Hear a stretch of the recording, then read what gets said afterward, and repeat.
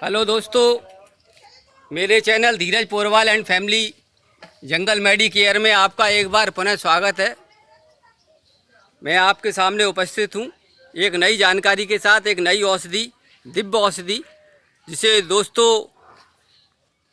अमृता कहते हैं, जिसे ग्लोय भी कहते हैं। तो मैं आज इसी सिलसिले में आया हूँ गांव की तरफ। दोस्तों देखो, मैं आपको दिखाता हूँ कि ग्लोय किस तरह की जड़ी बूटी होती है। ये बहुत ही दिव्य जड़ी बूटी है और ये जड़ी बूटी स्वतः ही धीरे धीरे बढ़ती है और इसको आप डंडी भी लगा दें तो ये बढ़ती चले जाती है। काफ़ी ऊंचाई तक ये नीम की पेड़ की ग्लोय है। दोस्तों बड़े ही मुश्किल से प्राप्त होती है नीम ग्लोय। नीम ग्लोय इसलिए बोला जाता है क्योंकि नीम पे चढ़ी हुई जो ग्लोय होती है उसकी बात ही अलग होती है। और दोस्तों ये आजकल जो डेंगू, मलेरिया और विभिन्न प्रकार के बुखारों में जो परेशानियां होती हैं उसके लिए ये बहुत ही वरदान औषधि है। इसे नीम ग्लोय देखिए दोस्तों, ये नीम का पेड़ है और नीम के पेड़ पर ही ये ग्लोय आपके लगी हुई है।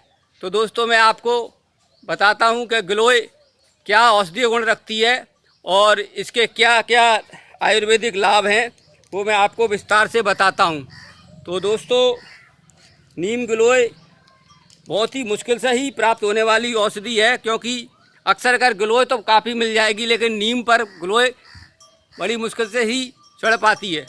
तो दोस्तों सबसे पहले ग्लोय का वनस्पति नाम, दोस्तों ग्लोय को टिनोस्पोरिया कोराडिफलोरा कहते हैं। हिंदी में से ग्लोय, संस्कृत में गुड़ूची, अमृतवल्ली, कुंडली, चक्रलक्षणा, सौमवल्लरी, अमृत इत्यादि। दोस्तों बंगाली में गुलुच, मराठी में गुड़वेल, गुजराती में गलो, कर्नाटकी भाषा में अमृतवल्ली, तेलुगु में पित्तपतिया, कोंकण में गरुणवेल, फारसी में गिलाई और अरबी में गलोई कहते हैं। दोस्तों ग्लोय कसैली, कड़वी, उष्णवीर रसायन, मलरोधक और बलकारक और बुखार को तोड़ने वाली होती है। दोस्तों ग्लोय क्या क्या औषधीय गुण रखती है मैं आपको विस्तार से बताता हूँ। सबसे पहले दोस्तों देखिए, ग्लोय का उपयोग आने वाला अंग मैं आपको दिखाता हूँ। ये देखिए, ये इसकी,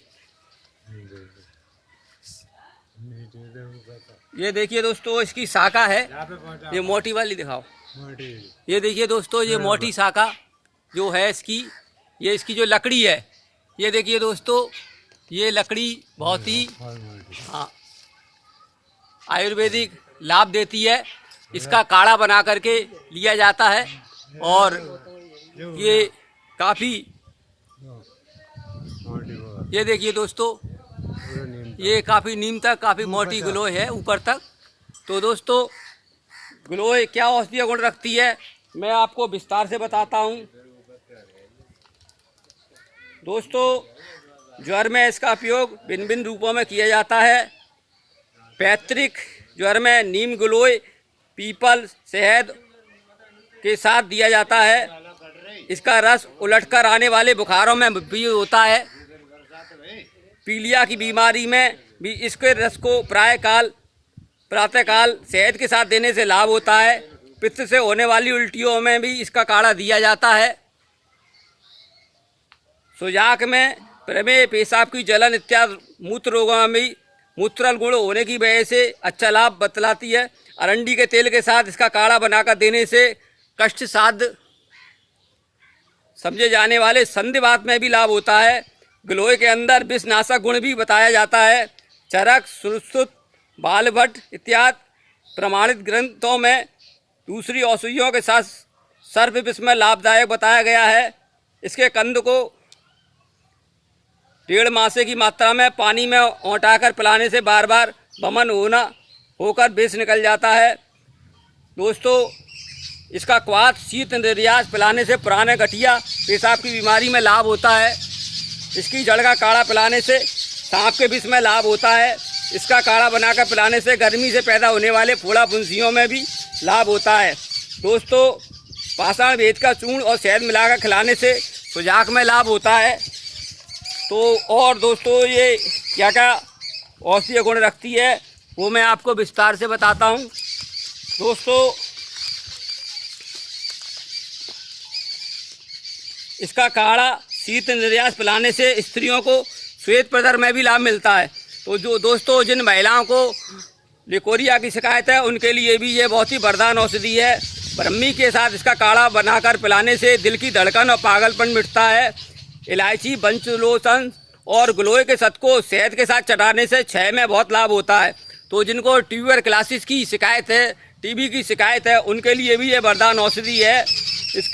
इसके लिए आपको इसमें इलायची, पंचलोचन और गिलोय के सत को शहद के साथ चाटने से क्षय यानी ट्यूबरक्लोसिस, जिसे टीबी भी बोलते हैं, उसमें लाभ होता है। इसकी जड़ का क्वाथ बनाकर पिलाने से बारी बारी से आने वाला ज्वर मिट जाता है। गिलोय को घिसकर पानी में गुनगुना करके कान में टपकाने से कान का मैल निकल जाता है। गिलोय के काढ़े में शक्कर मिलाकर पिलाने से पित्त का ज्वर दूर हो जाता है। गिलोय के रस में पीपल का चूर्ण और शहद मिलाकर पिलाने से तिल्ली रोग में लाभ होता है। दोस्तों इसके पत्तों को पीसकर मट्टे में मिलाकर पीने से पीलिया दूर होता है। इसके पत्तों को सौंठ के चूर्ण में मिलाकर सुखाने से हिचकी बंद हो जाती है। गिलोय और अरंडी के बीजों को दही में मिलाकर लगाने से पैर के तलवों की जलन मिटती है। इसके काढ़े को अरंडी का तेल गूगल मिलाकर नियमित रूप से सेवन करने से वात, रक्त, पित्त मिटता है। 3 या छोटी 5 हर्रों को चूर्ण को गुड़ की गोली बनाकर खाने से, ऊपर से गिलोय का काढ़ा पिलाने से बढ़ा हुआ वात भी शांत हो जाता है। गिलोय को गुड़ के साथ खाने से कब्जियत दूर होती है। मिश्री के साथ लेने से पित्त को शांत करता है और शहद के साथ लेने से कफ के विकार को दूर करता है। सौंठ के साथ लेने से आमवात मिटता है और गौमूत्र के साथ इसको प्रयोग करने से स्लीपत की बीमारी दूर होती है। तो दोस्तों मैंने आपको गिलोय के बारे में विस्तृत रूप से बताया। अगर मेरी वीडियो आपको पसंद आई हो तो दोस्तों आपसे गुजारिश है कि मेरे चैनल को लाइक एंड शेयर ज़रूर करना। जो दोस्त मेरे चैनल पर नए हैं, निरंतर कमेंट करते हैं, उनका मैं तहे दिल से शुक्रगुजार हूँ। इन्हीं शब्दों के साथ मैं अपनी वीडियो को यहीं समाप्त करता हूँ। जय हिंद।